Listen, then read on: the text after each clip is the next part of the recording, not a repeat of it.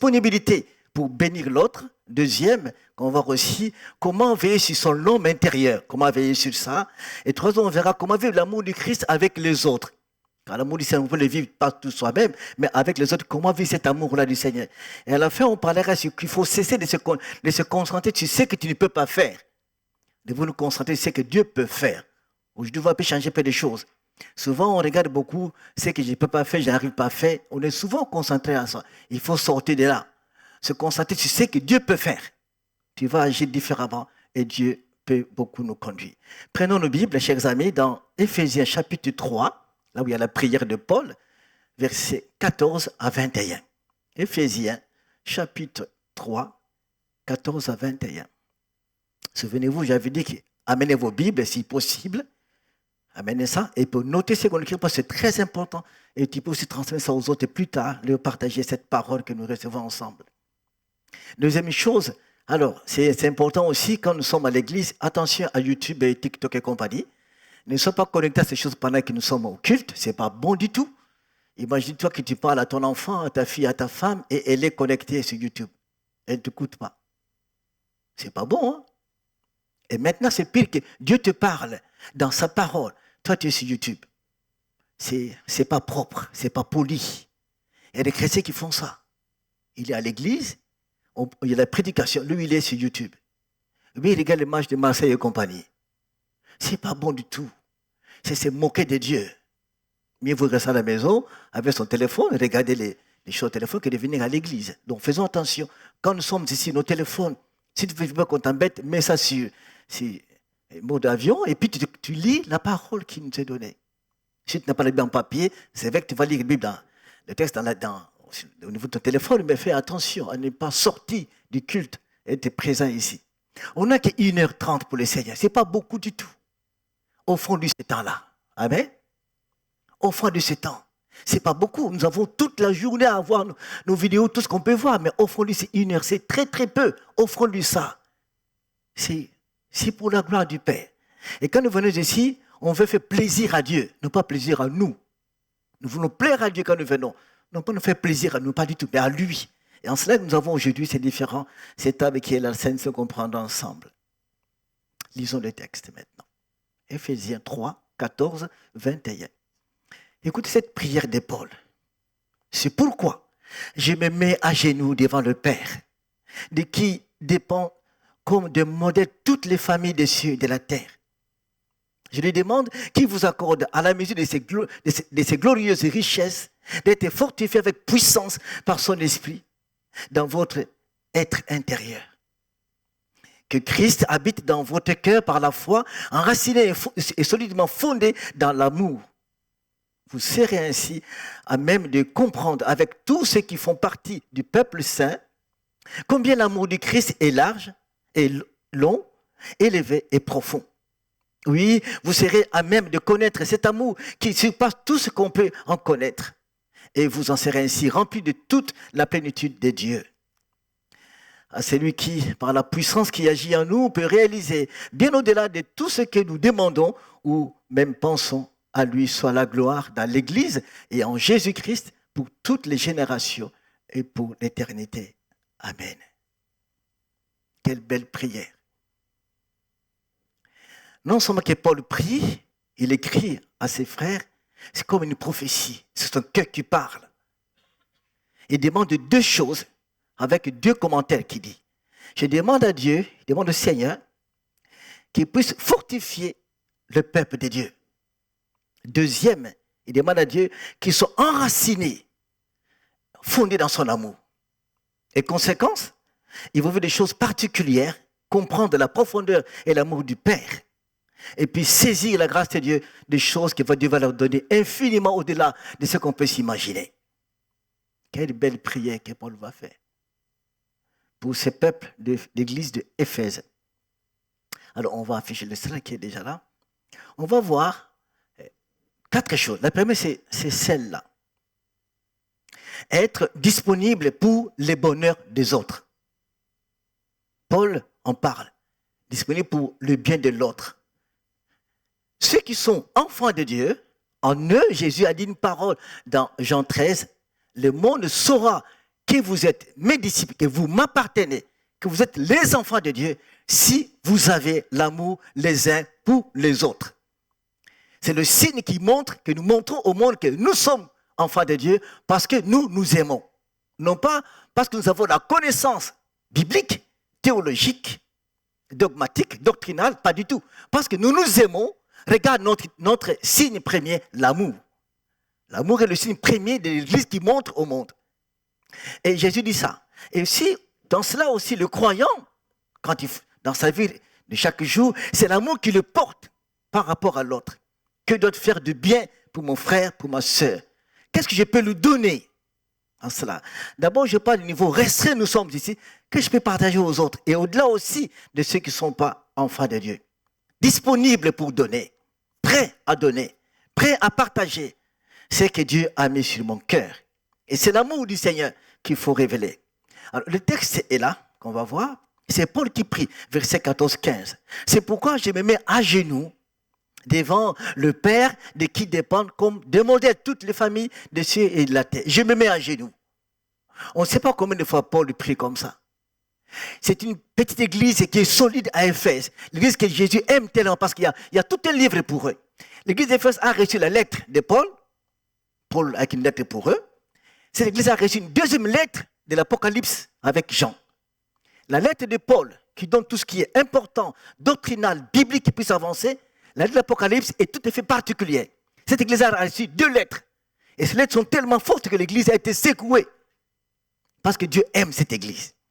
La lettre de Paul, et c'est de Jésus-Christ lui-même qu'il a révélé à Jean dans Patmos. Paul écrit des révélations, comment elles doivent marcher. Jean écrit l'état spirituel de l'église, comment elle se comporte, comment elle vit. Ces 2 lettres sont formidables. Et il est temps de lire ces 2 lettres-là adressées à cette église d'Éphèse. Mais Paul prie pour l'église. Il prend son temps à prier pour eux. La question que je me pose dessus là-bas, quelle est la raison de ma prière? Pourquoi il prie? Vous savez, nous prions pour les gens. Quelle est la raison? Pourquoi tu pries pour les frères?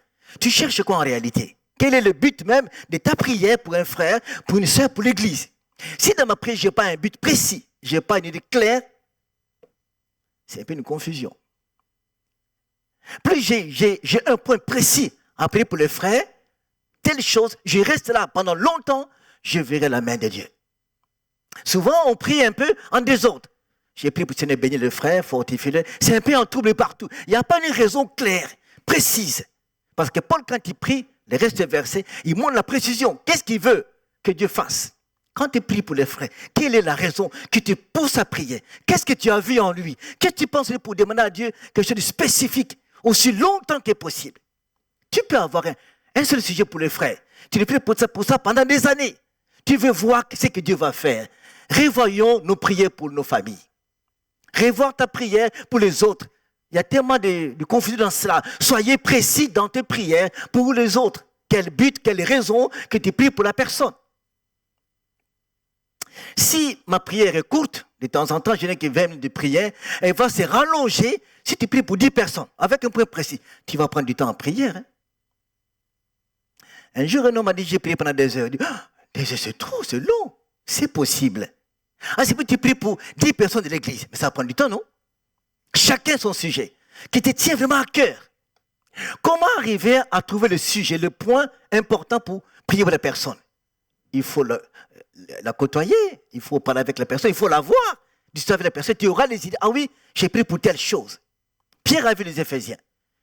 Paul a vu les Éphésiens. Il a beaucoup parlé avec eux. Il a compris les problèmes. Maintenant, il va prier. Parle avec les gens, écoute les personnes. Tu auras de quoi prier. La raison pourquoi tu pries. Amen. Votre amen n'est pas triste. Amen. Voilà, revenu un peu. Parfois, nous prions pour les frères, parfois des prières pauvres, où il n'y a pas la force, rien derrière. Juste une formalité, prie pour l'église. Mais il n'y a pas une force derrière. Peut-être se mettre à genoux et pleurer pour les frères qui ne vont pas bien. Implorer la grâce du Père. Ça, c'est puissant, ça. Ça, c'est puissant. Paul dit, je me mets à genoux. Il n'a pas dit, je prie. Il prend l'aspect écrire aux Éphésiens, parce que je me donne physiquement, je me donne à vous. Je me mets à genoux. devant Dieu. Combien de temps il s'est mis à genoux? Physiquement, je m'engage à me mettre là, à implorer la grâce de Dieu. Chers amis, tu peux te mettre à genoux pour un frère, pour une soeur, pour une famille. Tu es là dedans pendant des heures et des heures. Que Dieu ouvre les cieux pour lui. Tu peux le faire. Le chrétien, l'enfant de Dieu, vit ça, comme notre Seigneur Jésus lui m'a fait. Il a pris toute la nuit, il prie pour nous. Même aujourd'hui encore, la Bible dit qu'il est au ciel, à la droite du Père, il intercède pour nous. Nous sommes de ceux qui sont appelés à prier pour les autres. Disponibilité pour les autres. Pour leur bonheur. J'ai vu son bonheur. C'est pas l'argent, c'est pas l'or. Mais ma prière peut changer des choses dans sa vie. C'est possible. C'est possible. Un homme qui ne connaît pas tellement le Seigneur, mais qui découvre le Christ, qui vient au Seigneur Jésus. C'est un Romain. Il a ses dieux à lui. Mais il comprend qu'il y a un Dieu qui est puissant, que je découvre à Jérusalem, c'est Jésus, le Fils de Dieu. Ce centenaire romain vient au Seigneur et dit, Seigneur, mon serviteur est malade, guéris-le. Après échange avec Jésus, il dit au Seigneur, mais simplement, si d'une parole, il sera guéri. Juste une seule parole. C'est comme s'il priait, Seigneur, une seule parole, là-bas ça ira. C'est sa foi qui a guéri son serviteur. La raison de son approche à Jésus, je veux la guérison de mon serviteur. Et il s'est accroché à ça. Jésus dit, mais bon, allons chez toi. Il dit, non, ne viens pas. Une parole suffit. Quelle foi! Jésus a honoré sa foi. Mets-toi à genoux parfois. Et une raison claire quand tu pries pour les gens. Et prends ton temps pour une personne. Prends ton temps. Même jeûner pour lui. Tu peux programmer un jeûne la semaine. Bon, je pense jeûner pour mon frère tel, pour ma soeur telle. Tu peux le faire. Tu peux le faire. Tu peux. Tu jeûnes pour lui et tu cries devant Dieu, je veux que tu fasses quelque chose. Et Dieu te bénira, mon frère et ma soeur. Ayons cette vie qui change un peu, des hommes et des femmes qui prient avec une raison claire. Une parenthèse, notre église est tellement combattue. Beaucoup, cette église est tellement combattue, de beaucoup de niveaux et c'est terrible. Mais je sais, Jésus est vainqueur. Amen. Je sais. Hier, j'étais trop triste, j'étais ici. Hier, je travaillais, j'étais ici. J'étais là jusqu'au tard. J'ai prié pour notre église. Mais à comprendre la pensée du Père, que cette église est tellement combattue, mais je sais une chose, Jésus est vainqueur. Je sais, il est vainqueur. Les hommes peuvent s'élever contre elle, mais le fondement, c'est Jésus. Ce fondement est inébranlable.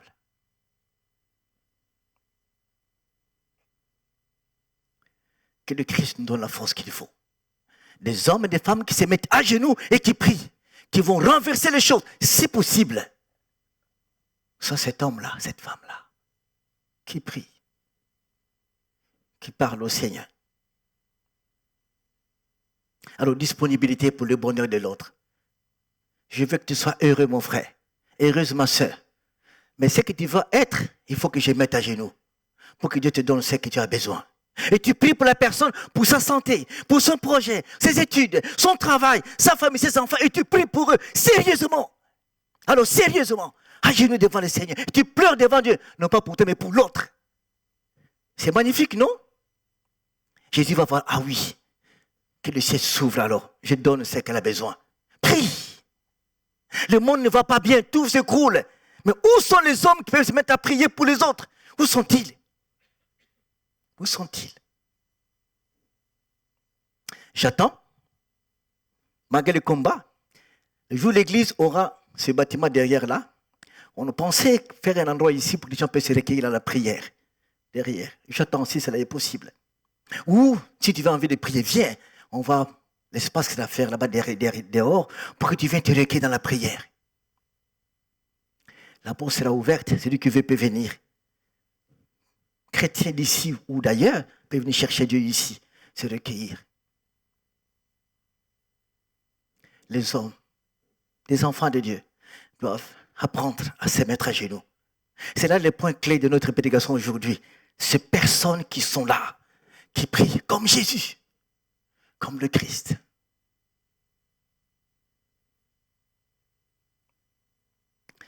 Deuxième chose qu'on va voir, veiller sur l'homme intérieur. C'est qui à l'intérieur? Celui-là. Nous dépensons énormément du temps, d'énergie, de l'argent, d'attention sur l'homme extérieur. On fait tout pour lui, tout alors tout. Quand je vois le corps de ma belle-sœur dans le cercueil hier, avant quand je l'ai vue, je dis mais elle était là, vivante, et maintenant elle est là. Je dis mais le corps est compliqué. Dieu a dit une parole forte qui est une parole dure. Genèse 3. Adam, tu vas rentrer dans la poussière.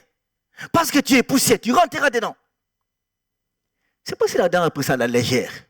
C'est arrivé. Il y a des milliards d'années que Dieu a dit ça. Tu es poussière, tu vas rentrer dans la poussière.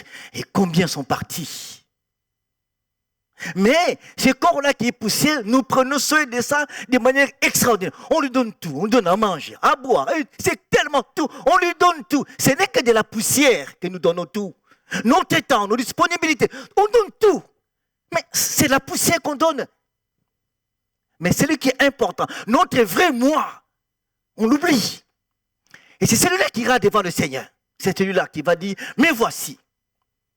Celui-là. Nous voulons que ce matin, on va changer un peu nos positions de voir les choses. Celui qui est enfant de Dieu, il ne voit pas la chair, il voit l'homme intérieur. Jésus a dit une parole dans les évangiles. Cherchez d'abord le royaume des cieux, notre âme, et le reste viendra, c'est que la chair. À manger, à boire, à vêtir, ça viendra après. Mais cherche d'abord le royaume pour ton âme. L'évangile, c'est nous montrer le royaume. Et ne pas nous montrer la chair, pas du tout. Nous devons faire attention à ça. On donne tout. On travaille toute notre vie. On sort le matin 5, on rentre à 23h. On a le salaire. Et ce salaire-là, l'argent, où est-ce qu'on amènera ça? C'est la terre. Tu as une carte bancaire où plein d'argent.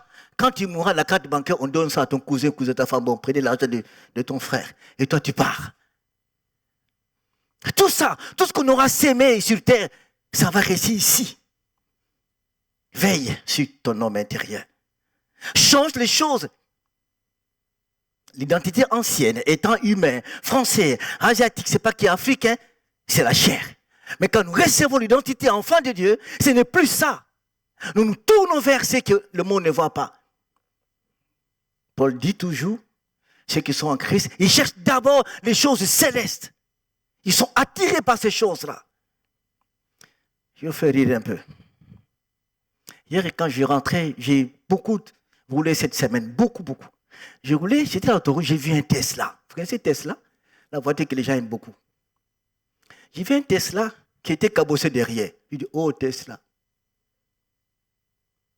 Cabossé sérieusement.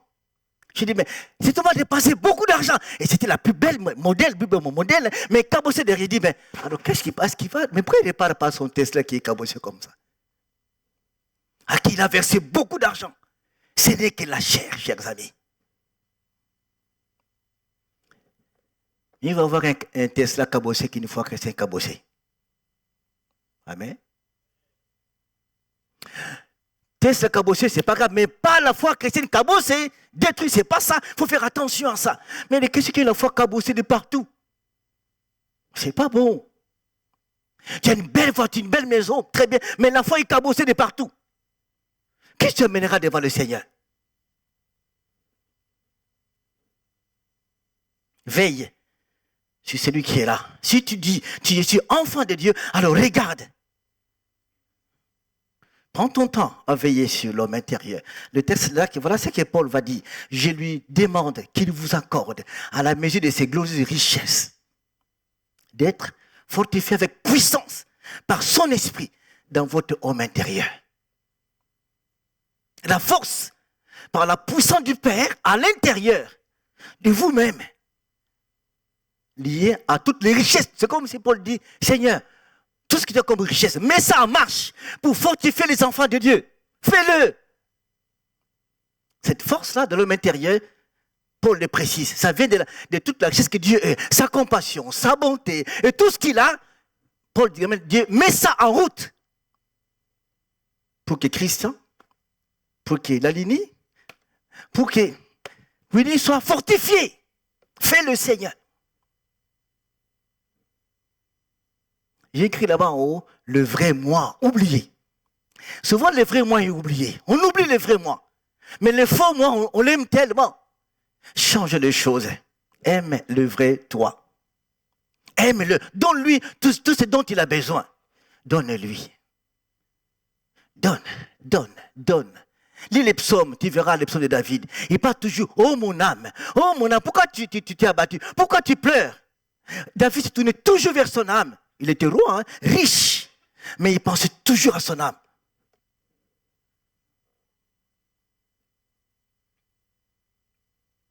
Que Dieu puisse nous aider dans ce sens-là. L'homme intérieur. Et Paul y pense, que Dieu fortifie notre homme intérieur. Prends ton temps à regarder l'homme intérieur. Est-ce que j'avance? Est-ce que je suis renouvelé? Est-ce que je progresse? Pense à lui. Comment il vit, comment il est. Pense à lui. Quand les chrétiens s'accrochent entre eux, se combattent entre eux, mais ils oublient qu'il y a l'homme intérieur qui est dedans.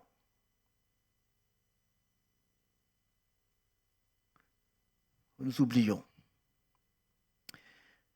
On n'a pas ce temps, nous avons la Sainte Seine à prendre aujourd'hui. J'ai des choses à parler, c'est la même. Il faut prendre la Sainte Seine. On va voir le troisième point, chers amis. C'est celui-là. Vivre l'amour du Christ avec les autres. Souvent, l'amour de Dieu, on ne le vit pas seul. Non. Il y a l'amour reçu du Père qui nous aime, qui t'a sauvé. Ça, tu reçois l'amour de Dieu. Il te protège, il fait du bien. Mais pour la vie, il faut qu'il y ait les autres. Cet amour, on ne le vit pas seul. On le vit avec les autres. Comment je vais l'exprimer? Comment je vais l'activer? Comment je peux le partager? Il faut qu'il y ait les autres. Si tu n'as pas envie de vivre l'amour de Dieu, il faut que tu crées un monde à toi. Hein? Tu crées ton monde à toi dans ton coin. La terre à toi, tu es tout seul. Mais tant que tu es avec les humains qui sont avec toi, cet amour-là, Paul dit qu'on le vit avec les autres en communauté. Avec les autres. Parce qu'il y a des choses qui doivent vivre, qui doivent faire révéler aussi comment est-ce que Dieu m'aime. J'ai béni Dieu pour l'équipe de louanges qui a chanté cet amour-là. Dieu nous appelle par notre nom. Il connaît chacun de nous, il nous appelle. Il connaît.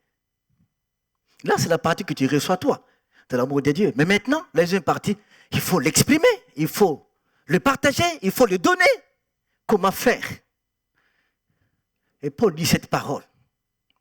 Car que le Christ habite dans votre cœur, par la foi. Enraciné et solidement fondé dans l'amour, vous serez ainsi à même de comprendre avec tout ce qui appartient à Dieu combien l'amour de Christ est large, est long, élevé et profond. Paul prend les 4 dimensions. L'amour est si large, et si long, et si élevé, et si profond, avec les autres. Tu comprendras. Mais Paul parle au début du verset, le Christ habite en vous. Mais il parle aux Éphésiens, non? Mais ce sont les chrétiens. Le Christ habite en eux. Pourquoi Paul écrit ça? Il faut se révéler en grec, cette partie-là. Vous savez, cette partie veut dire simplement que Dieu entre dans tout votre être, partout. Il doit toucher tout votre être. Qu'il n'y ait rien de caché en toi. Qu'il habite réellement en tout. Si quelqu'un habite en vous, dans votre maison, ton enfant, ta fille, ou je ne sais pas qui, il connaît la maison. Un étranger ne connaît pas la maison, n'habite pas la maison. Un étranger, il a accès salle de bain, toilette, sa chambre à dormir, puis il y a des pièces qui n'entrent pas. Mais un enfant de la maison, il entre partout. Il habite la maison. Quand Dieu habite en nous, c'est tout ce qui est en toi. Il a accès. Est-ce qu'on comprend ça? Christ habite en nous? Moi, il pose la question. Est-ce que Christ habite en nous? Il a accès?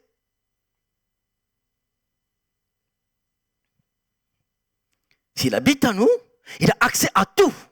Il peut dire non, ça non, ça non. Je peux dire que oui, c'est j'accepte. Mais quand il n'habite pas, il est là parce qu'il observe, il ne fera pas. Mais c'est que c'est habite en moi, réside en moi. Alors, je donne accès. Touche tout ce que tu peux toucher. Ah, il y en a des dossiers qui va toucher. Hein? Il appelle des dossiers. Hein? Ah oui. Tu dis que c'est habite en moi. Alors, il va dire que ça, je ne veux pas. Ça, je ne veux pas. Sommes-nous prêts?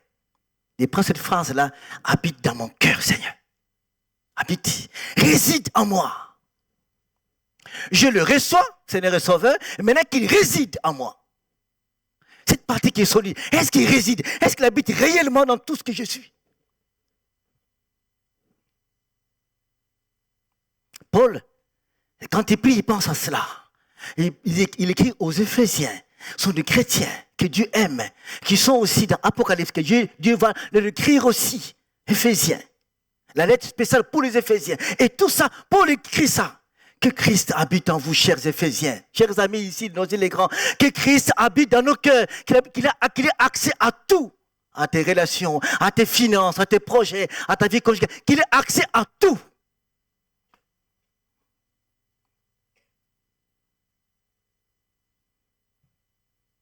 Comment Paul va-t-il associer cette dimension du Christ qui habite en nous? Il l'associe à être enraciné dans l'amour de Dieu.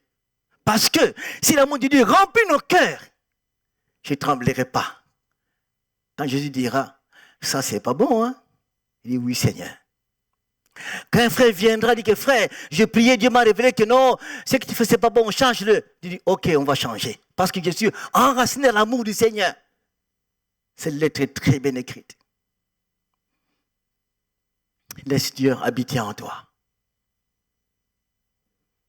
Il habite en toi. Et donne pas juste une chambre à coucher et puis accès à certaines choses. Donne-lui accès à tout. Donne-lui accès à tout. Que le Christ habite. Il y a la place ici, Redon, sa femme. Il y a la place ici. Josia, il y a une place, il y a 3 places, beaucoup de places. Venez vous asseoir. Venez. Venez vous asseoir. Il y a la place. Ne restez pas debout au coin là.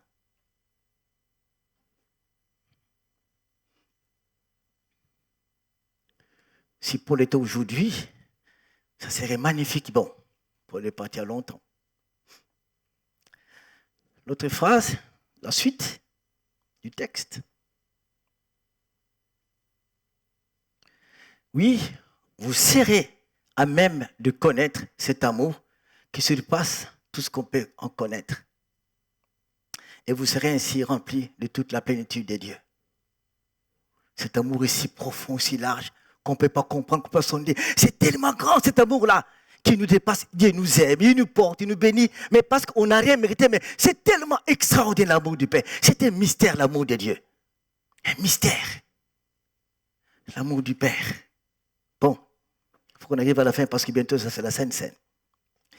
Des choses qui nous mettent à cœur, que nous puissions partager ensemble pour aller plus loin. Cet amour qui est magnifique.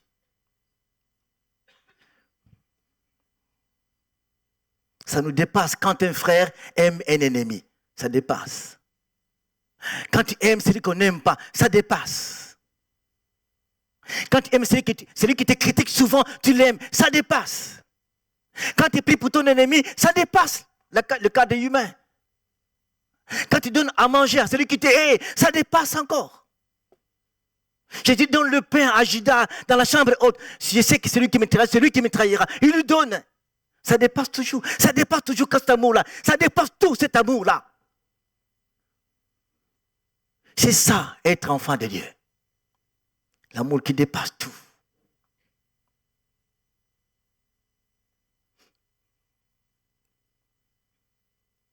Et nous serons remplis de toute la plénitude du Seigneur, sa plénitude, pour voir sa grandeur. On ne pourra pas avoir cette plénitude-là sans l'amour de Dieu. Il nous faut cet amour pour entrer dans la plénitude du Père. Tu ne pourras pas avoir des choses extraordinaires de Dieu si l'amour ne s'ouvre pas. Si tu n'aimes pas, si tu ne pardonnes pas, si tu n'écoutes pas les autres, tu n'auras pas ça. Tu veux la plénitude de Dieu? Que Dieu se révèle en toi puissamment, exerce l'amour. Et tu verras ce que Dieu, le Père, va faire pour toi. Dernier point qu'on va voir.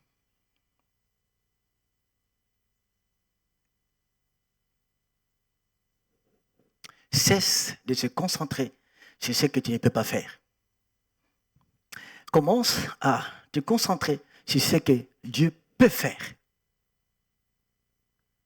Il y a ce que tu ne pourras jamais faire, impossible. Il y a ce que Dieu peut faire. Alors, fixe tes regards par ce que Dieu est capable de faire. Ce que tu ne peux pas, souvent on échoue. Tu peux lutter, ça ne marche pas. Laisse ça. Regarde ce que Dieu est capable de faire. Concentre-toi à ça et tu verras comment grande est la puissance de notre Père. Change le cap. Regarde de quoi Dieu est capable. Je mets là-bas, toujours connecté, toujours attaché au Seigneur. Tu verras qu'il y a des choses que Dieu peut faire, que moi je ne peux pas.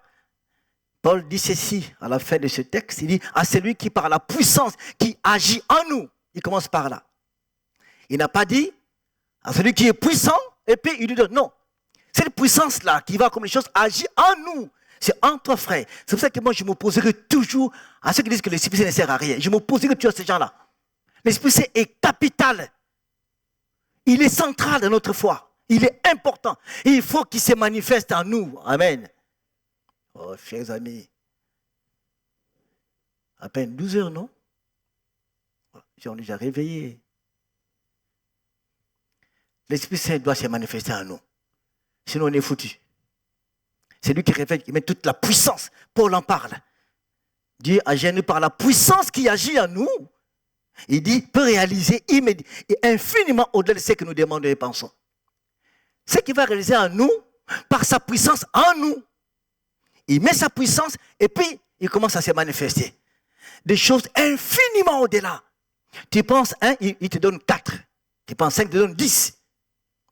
Dieu n'est pas un monsieur égoïste, non? Tu demandes du pain, il te donne un tout petit morceau de pain. Prends un tout petit. Mais non, c'est lui qui a l'abondance, non? Non, pas Dieu comme ça.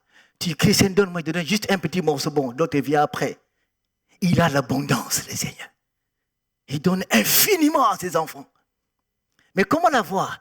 Que sa puissance agisse en nous pour libérer l'infiniment en nous, chers amis. Alors, change le cap de te concentrer. Concentre-toi à ce que Dieu peut faire. Tu verras l'infiniment qu'il va te donner. Même ce que tu penses, hein? Juste tu as pensé avoir quelque chose, il te le donne. Parce qu'il a vu que Dieu nous renouvelle. Et que ces 4 choses d'aujourd'hui te donnent un nouveau départ dans certaines choses. Comment tu peux fonctionner maintenant? Marchons avec le Christ. Soit l'homme et la femme, tout autre, avec ces 4 choses qui sont dans Éphésiens. Quand Paul prie, les choses changent. On peut se lever, chers amis.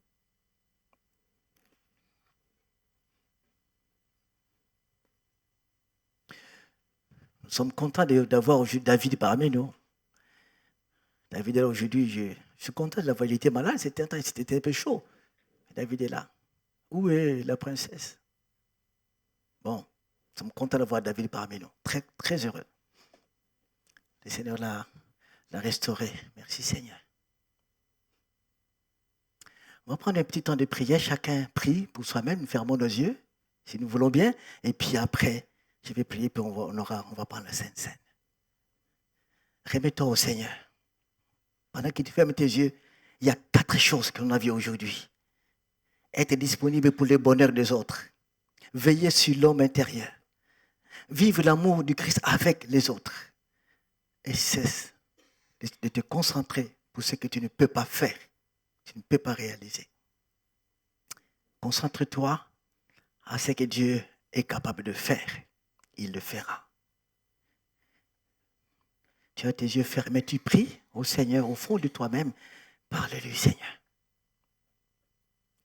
Seigneur, j'ai besoin de toi. Je veux être un homme, vraiment un enfant de Dieu tout autre, sous ton regard, Seigneur. Là où j'ai mal fait, où je me suis concentré sur des choses qui sont vaines, qui ne nourrissent pas l'homme intérieur, pardonne-moi, Seigneur. Donne-moi à avoir un nouveau regard de la vie.